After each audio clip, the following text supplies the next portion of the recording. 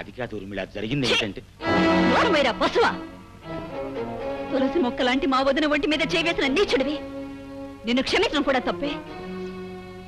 ఈ తాళి నా మెడలో ఉంది కనుక తప్పనిసరి మా అమ్మ అబద్ధం ఆడింది. ఈ రోజు నుంచి నువ్వు చచ్చావనుకొని ఈ తాళి నా మెడలో ఉంచుకుని విధాలా బ్రతుకుతాను. పో బయటికి. అది కాదు నేను చెప్పేది. బయటికి.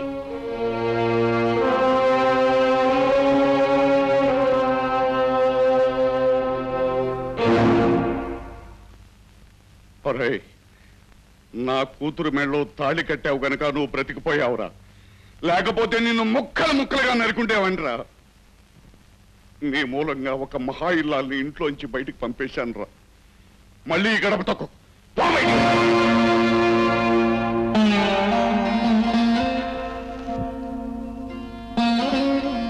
బాబు, ఆ దుర్మార్గుడు మాటలు విని తప్పు చేశాను. ఆ అమాయకురాలికి అపకారం చేశాను. నేనే నీ కొడుకునైతే నన్ను క్షమించవా నాన్న? ఇంత జరిగాక ఆ అమ్మాయి మొహం చూడడానికి నాకు సిగ్గుగా ఉంది.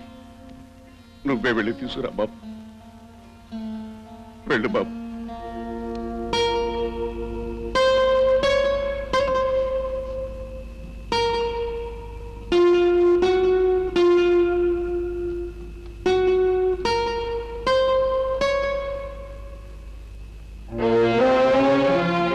వచ్చేసావా? నువ్వు వస్తావో రావో అని దిగులుతో ఎదురు చూస్తున్నాను. పద, బండి వచ్చే టైం అయింది. నేను నీతో బయలుదేరడానికి రాలేదు, రావటం లేదని చెప్పడానికి వచ్చాను. దీన్ని చూసావా?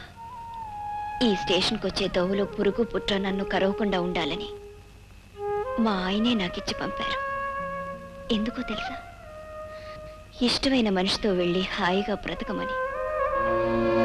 కట్టుకున్న భార్యను అలా పంపారంటే ఆయన మనిషి కాదు కృష్ణయ్య, దేవుడు. అలాంటి దేవుణ్ణి వదిలి నన్ను నీతో రమ్మంటావా? జన్మనిచ్చిన దేవుడే ఆయన శరీరానికి అవిటితనాన్ని ఇచ్చాడు. ఇప్పుడు నేను కూడా నీతో వచ్చేస్తే ఆయన మనసు కూడా అవిటిదైపోతుంది. అంత పాపం చేసి మనిద్దరం పొందేది క్షణికమైన ఆనందమేగా. ఒక మంచి మనిషికి అన్యాయం చేసి జీవితాంతో అది తలుచుకుంటూ లోపల కుమిలిపోతూ బ్రతకలేను. ఇప్పుడు చెప్పు కిష్టయ్య, నన్ను నీతో రమ్మంటావా? నువ్వు ఆనందంగా ఉండాలని నాతో రమ్మన్నాను.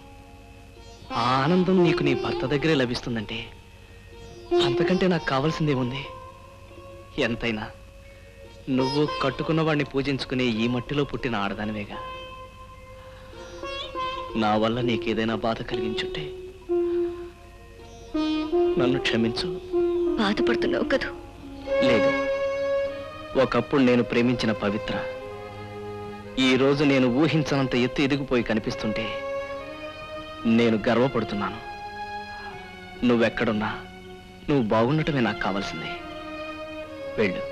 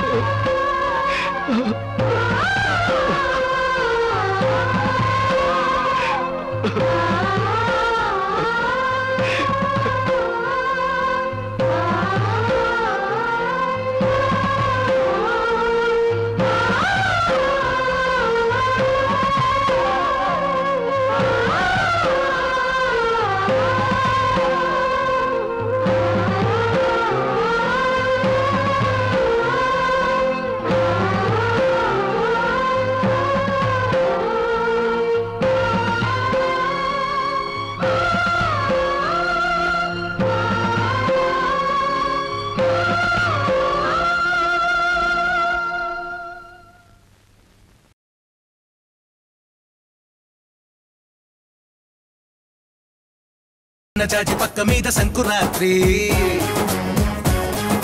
మొగుడు పెళ్ళాలుగా మొదటి రాత్రి, పెదవు పెదవులు అడిగిన రుచి రాత్రి కౌగిలి అడిగిన కసి రాత్రి కవ్విస్తున్నది చలి రాత్రి కవ్విస్తున్నది చలి రాత్రి సన్నజాజి పక్క మీద సంకురాత్రి